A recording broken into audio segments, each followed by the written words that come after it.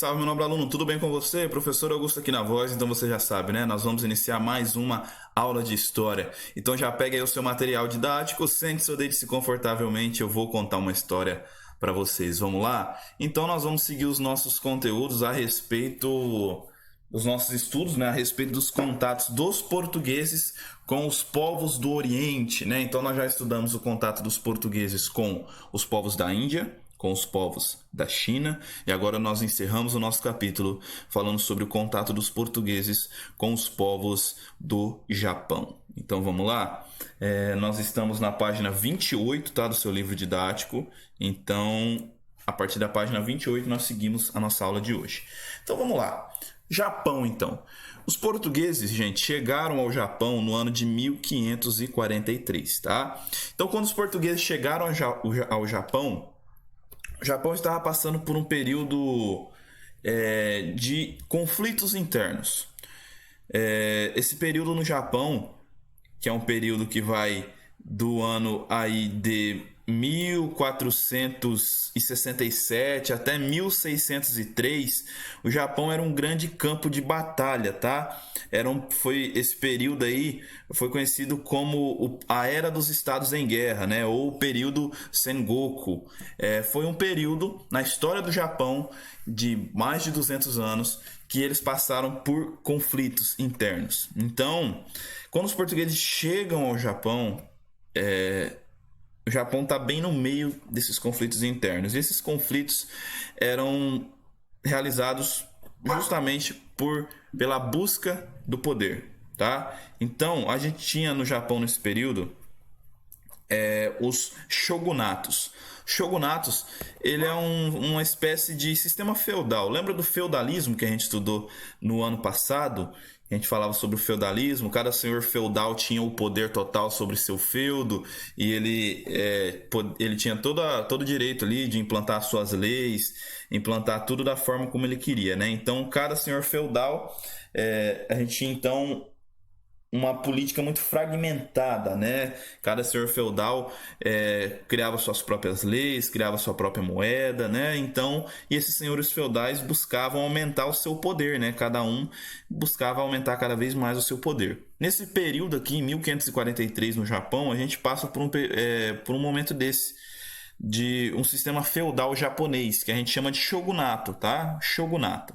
Então, nesse período a gente tinha os daimyos. Os daimyos eram os grandes proprietários de terra, eram os senhores feudais, tá? Aqui a gente vai chamar de daimyos. Esses daimyos queriam aumentar o seu poder, eles queriam dominar outros feudos. Eles queriam dominar outros feudos e cada vez se tornar mais poderoso. Cada um desses daimyos tinha no seu feudo ali, nas suas terras, exército, tinham cidades grandiosas em seus feudos, e exércitos muito bem preparados e exércitos grandiosos. E nesse período aqui, o exército, gente, era formado por samurais que usavam a katana, faziam combate corpo a corpo, tá? Então, esses daimyos, nesse período, queriam cada vez mais aumentar o seu poder. Então, um daimyo, né, um senhor feudal, mandava atacar o outro para tentar tomar a terra dele, para tentar dominar o que era dele. E isso daí foi quase 200 anos desses conflitos, desses daimyos uns atacando aos outros para tentar dominar as terras, tá? E isso foi fragilizando muito o Japão, tá? E o imperador e os shoguns, que eram os militares, os aliados do imperador, tentavam conter esses conflitos. Tentavam, gente, não, calma, não vamos entrar em conflito aqui não.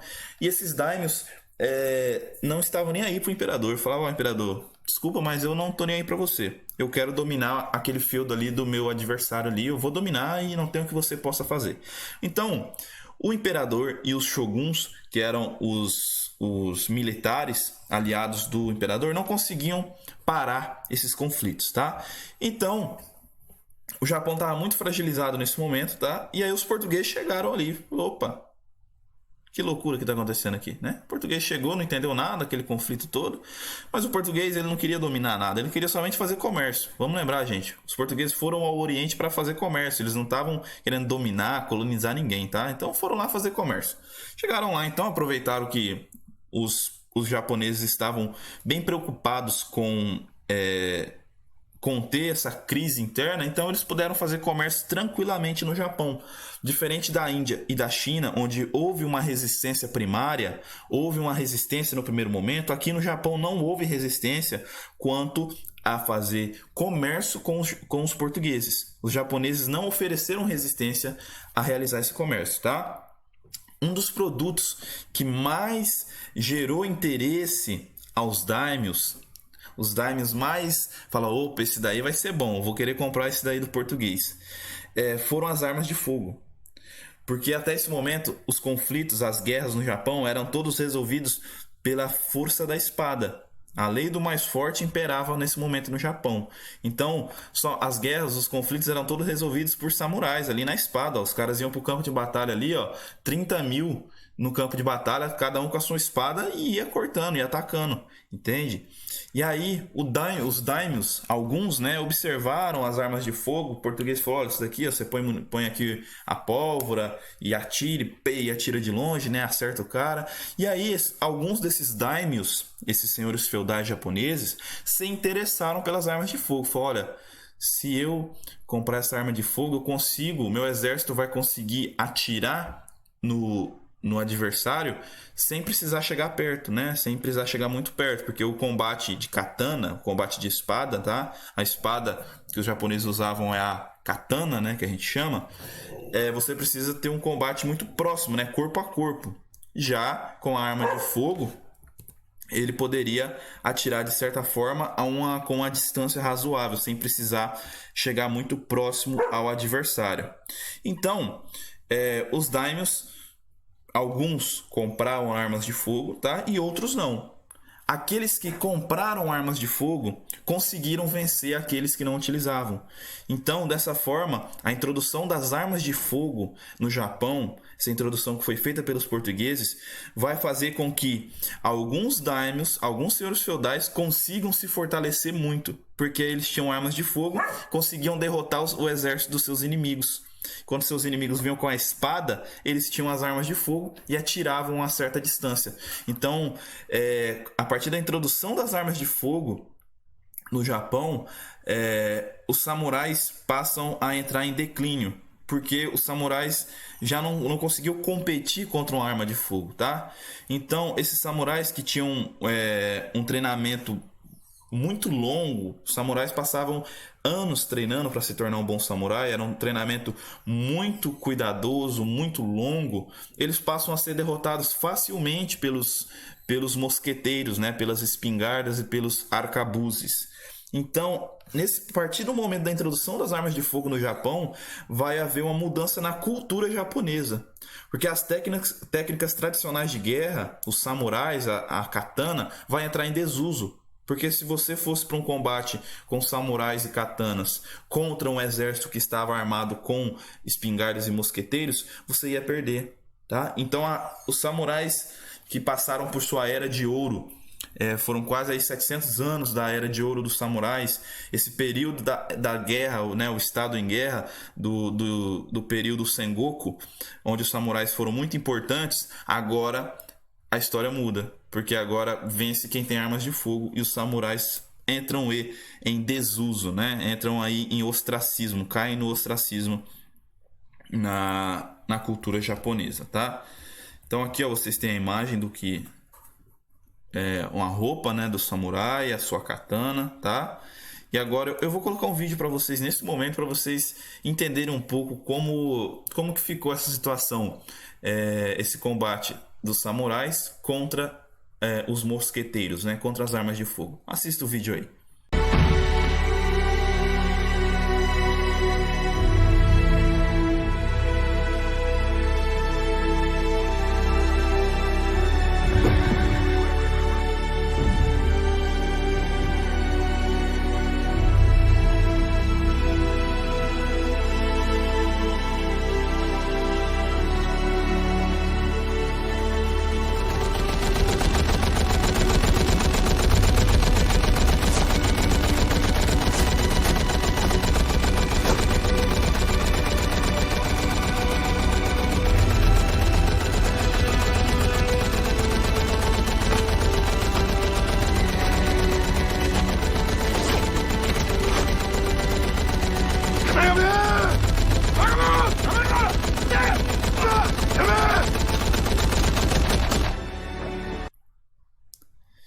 Então, e aí, a partir depois de ter assistido o vídeo, você acha que era meio desleal, né? Era uma vantagem muito grande as armas de fogo, então não tinha como os samurais combaterem esses soldados armados com armas de fogo.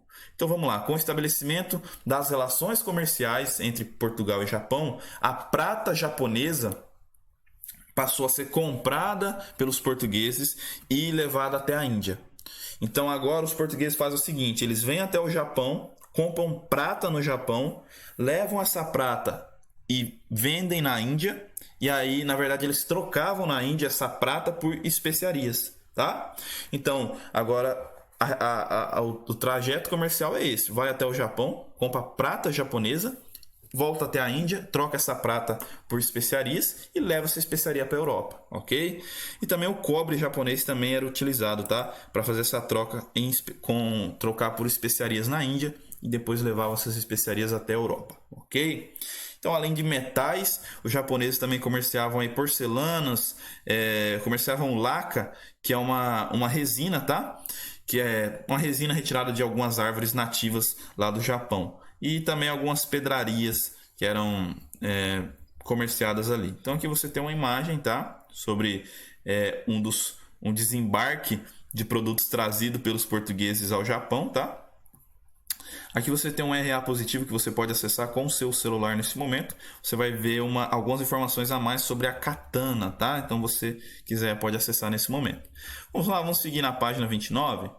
Os missionários jesuítas receberam autorização para se estabelecerem no Japão e para cristianizar, né? Para catequizar povos do Japão. Vamos lembrar que a principal religião desses povos do Oriente era o budismo, né? Então era o budismo, e aqui nesse momento os cristãos, né, os missionários jesuítas vão ter autorização para ensinar sobre o cristianismo no Japão. Então, olha, vocês podem falar sobre Cristo, podem falar sobre a igreja aqui no Japão. Então eles receberam autorização do imperador, tá? Para estabelecer, fazer algumas igrejas no Japão, tá? E os jesuítas, os portugueses, fundaram uma cidade chamada Nagasaki, no Japão, tá? Foi fundada pelos portugueses, a cidade de Nagasaki, que na Segunda Guerra Mundial foi bombardeada por uma das bombas atômicas, tá? Então, a cidade de Nagasaki foi fundada pelos portugueses e naquele período, tá, se tornou a maior cidade cristã do Japão. No século 17, encerrou-se aquela guerra entre os daimyos e os shoguns, ok? Em 1635, iniciou-se um shogunato, iniciou-se um período de governo de um imperador chamado Tokugawa, tá? Esse Tokugawa, ele proibiu a prática do cristianismo. Ele não gostava do cristianismo. O antecessor dele, o imperador anterior, tinha autorizado a prática do cristianismo no Japão. Só que quando ele assume esse Tokugawa, agora em 1635, ele fala, não, eu não gosto do cristianismo. E aí vai proibir a prática do cristianismo no Japão. E vai determinar a perseguição a todos os cristãos. Então fala, olha, eu não quero cristãos no Japão. E podem matar. Os que vocês conseguirem encontrar, matem todos os cristãos, tá? Então, esse shogun, o Tokugawa, ele também vai decretar o isolamento do Japão, tá? Por meio de um documento chamado Edito de Sakoku. Sakoku quer dizer país fechado, tá? Então esse edito é como se fosse uma lei, um decreto. O Edito de Sakoku, ele vai fechar todos os portos japoneses para navios estrangeiros e vai proibir os japoneses de comercializar com qualquer nação que não é de fora do Japão, com qualquer pessoa de fora do Japão, tá? Então, durante muito tempo, durante o shogunato do Tokugawa, o Japão vai ficar fechado para relações com estrangeiros. Não vai poder entrar nenhum estrangeiro no Japão e também não pode se realizar comércio com estrangeiros. Vai ser um período que o Japão vai se fechar muito, vai se fechar para a cultura ocidental. E vocês têm uma imagem dos mártires de Nagasaki, tá? Quando Tokugawa, o shogun, né, decretou o fechamento do Japão, o Edito de Sakoku, e a perseguição aos cristãos, alguns missionários que existiam na cidade de Nagasaki foram aí crucificados na cidade de Nagasaki. Então aqui vocês têm a imagem de vários missionários que foram crucificados e foram transpassados com lanças, tá? Isso aconteceu lá durante o shogunato do Tokugawa. Então aqui vocês têm uma atividade para realizar, tá? Então vamos terminar o capítulo. Lá em 1580, agora 1580, a Europa já estava cheia de especiarias, tá? Os portugueses já tinham inundado a Europa com especiarias e outros reinos, reinos da Europa também já tinham chegado até o Oriente. Espanhóis tinham chegado até o Oriente agora, os britânicos, os holandeses também. Então, Portugal agora já não detinha o monopólio sobre as especiarias, tá? Então, todo aquele lucro que Portugal conseguiu aí em mais de quase um século de monopólio português sobre as especiarias, agora como já tem outras nações também fazendo esse comércio com o Oriente, o poder de Portugal vai começar a diminuir. Portugal antes era o único que sabia essa rota até o Oriente, agora outros reinos também conseguem chegar ao Oriente, conseguem comprar os seus produtos, então não precisam comprar tudo dos portugueses. Então, de certa forma, o poder econômico de Portugal vai entrar em declínio. E também nesse período em Portugal a gente vai ter uma série de conflitos envolvendo problemas de sucessão. O rei morreu, quem vai assumir agora? Não, eu vou assumir, não, eu que vou assumir o trono de Portugal. E aí uma série de conflitos sobre quem seria o novo rei de Portugal vai fazer com que Portugal se concentre muito em resolver esse conflito e deixe um pouco de lado a questão do comércio do Oriente. Então, o comércio de Portugal com o Oriente vai entrar em declínio a partir de 1580, tá? Mesmo Portugal vai manter aqueles entrepostos comerciais que ele fundou, como a cidade de Macau e a cidade de Goa, tá? Vai continuar, só que Portugal agora já vai deixar esse comércio do Oriente. Falar, cara, sinceramente não está dando mais certo, a gente não vai mais focar no comércio com o Oriente.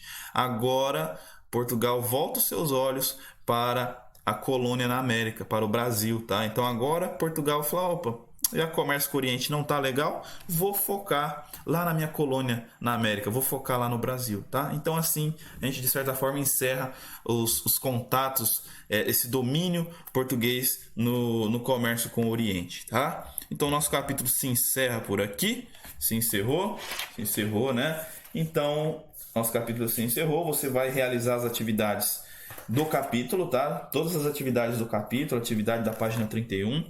Também vai realizar as atividades presentes no caderno de atividades, tá? Então, as atividades que estão no caderno de atividades do capítulo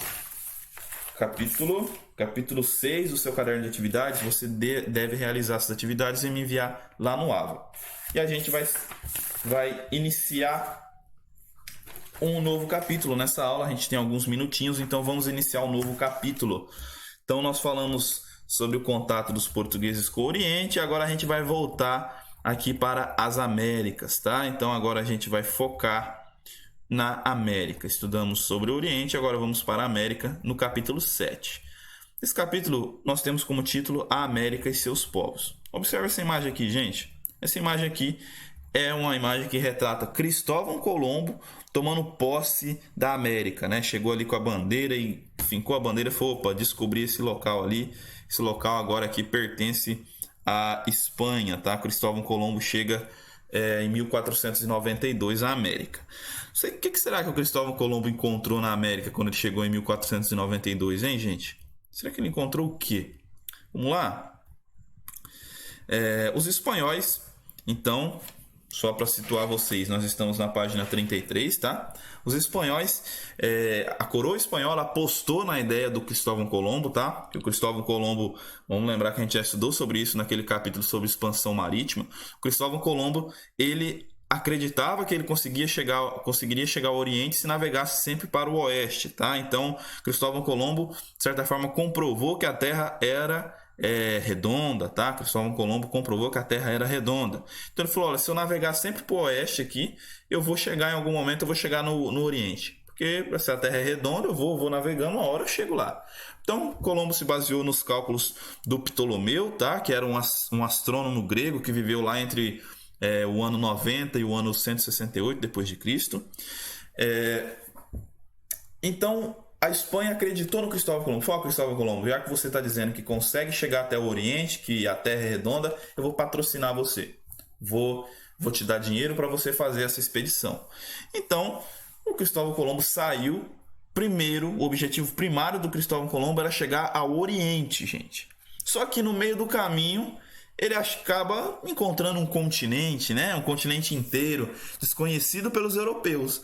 Então, Cristóvão Colombo tinha como objetivo chegar ao Oriente, só que no meio do caminho, opa, encontrei um continente. E aí, bacana, né? Encontrar um continente assim.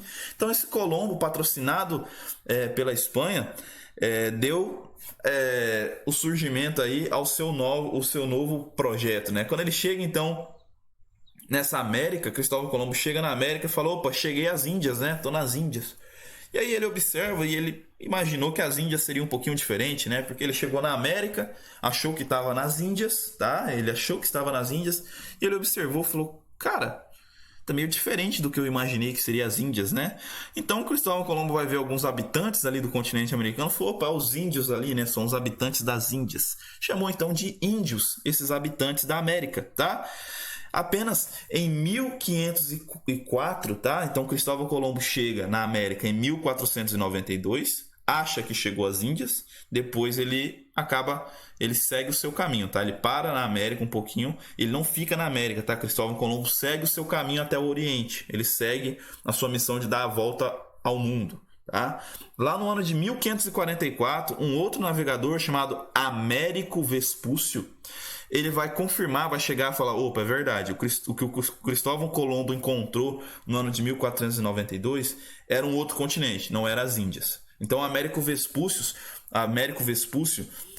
12 anos depois de Colombo ter chegado à América, esse cara chamado Américo Vespúcio vai vir até aqui na América e falar: opa, é verdade, o Cristóvão Colombo que ele encontrou 12 anos atrás foi um outro continente, não foi as Índias.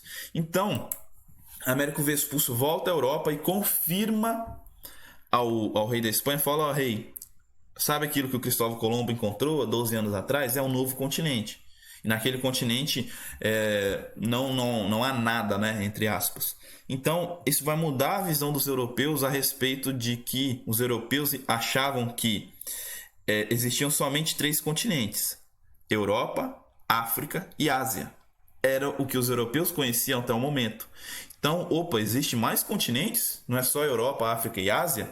Então, isso vai mudar um pouco o pensamento na Europa. Falou: opa, se tem um continente novo, acho que é bom a gente ir para lá, né? Mandar algumas pessoas para lá para explorar esse novo continente, ver o que tem lá de bacana, tá? Então, aqui você já tem uma questãozinha que você vai responder, A, B, C e D, tá? Responda essas questões e depois vocês também vão me enviar lá no AVA. Então, esse continente recebe o nome de América, tá? O nosso continente recebe o nome de América por causa do Américo Vespúcio, tá? Que foi o cara que confirmou que aqui era um novo continente, tá? Cristóvão Colombo chega aqui, mas quem confirma, 12 anos depois, confirma e fala: é verdade, aquele é um novo continente, foi o Américo Vespúcio. Então, por isso, o continente recebe o nome de América, ok? Então, de forma geral, a gente pode dizer que os espanhóis dominaram grande parte da América Central, tá? Dominaram também parte da América do Sul e América do Norte. Os portugueses vão conquistar, né, a partir de 1500, uma grande extensão de terra na América do Sul, tá? Que vocês sabem que país que é, né? Essa grande extensão de terra na América do Sul. Os ingleses vão dominar um território na América do Norte, que vocês também sabem o que fica ali na América do Norte, né? E também algumas ilhas do Caribe foram dominadas pelos ingleses. Então aqui a gente tem a Europa dividida basicamente... Desculpa, a Europa não. Nós temos o novo continente, a América, dividida entre portugueses, espanhóis e ingleses, ok? Então, grande parte desses lugares, porém, grande parte desse território na América, já existiam pessoas. Claro, existiam os habitantes da América já, tá? Que foram chamados no primeiro momento de índios. E existiam aqui na América alguns impérios grandiosos, tá? Então, quando os europeus chegaram aqui, não era tudo mato não, tá, gente? Existiam coisas incríveis já na América, tá? Então, para a gente entender um pouquinho dessa cultura, um pouquinho de tudo isso, que nós vamos estudar esse capítulo sobre a América e seus povos. Porque quando os europeus chegaram aqui, já existiam alguns povos na América, tá? Então, nesse capítulo nós vamos estudar principalmente os povos astecas, maias e incas, que são povos que habitavam regiões que foram ocupadas pelos espanhóis, tá? Então, nós vamos estudar principalmente aqui sobre a ocupação espanhola. Vamos só entender o que são povos pré-colombianos para a gente fechar essa aula e a gente continua esse conteúdo na próxima aula. A designação povos pré-colombianos é utilizada para denominar os povos que viviam no continente americano antes da chegada do Cristóvão Colombo. Então, gente, nós vamos falar aqui o que Cristóvão Colombo chamou de índios. O correto é a gente chamar de povos pré-colombianos. Pré vem de antes, colombianos de Colombo, tá? Então, os povos que habitavam o continente americano antes da chegada dos europeus, a gente chama esses povos de pré-colombianos. Então, os astecas são povos pré-colombianos, os maias são povos pré-colombianos, os incas são povos pré-colombianos, tá? Então, os povos que existiam na América antes da chegada dos europeus, nós chamamos de povos pré-colombianos, tá? Esses povos pré-colombianos eram diferentes entre si, tá? Existiam diversos povos pré-colombianos que tinham culturas diferentes, tinham um desenvolvimento tecnológico diferente. Então a gente vai estudar nesse capítulo que havia grupos que viviam de forma isolada. Existiam grupos que eram nômades, aqueles que ficam mudando em busca de comida.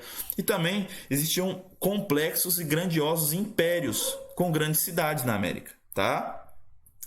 Só que para os europeus era tudo uma coisa só. Os europeus enxergavam os povos da América como um grupo só. Falavam, são tudo a mesma coisa. Só que não são, gente. Não eram a mesma coisa. A gente vai estudar então nesse capítulo sobre a diferença entre esses povos pré-colombianos, tá bom? Só que isso vai ficar para a próxima aula, porque a nossa aula já está com uma quantidade aqui, está com alguns minutos bem longos. Então, na próxima aula a gente estuda mais sobre os povos da América, tá? Manda as atividades para mim lá pelo AVA e eu te espero na próxima aula. Um abraço e tchau.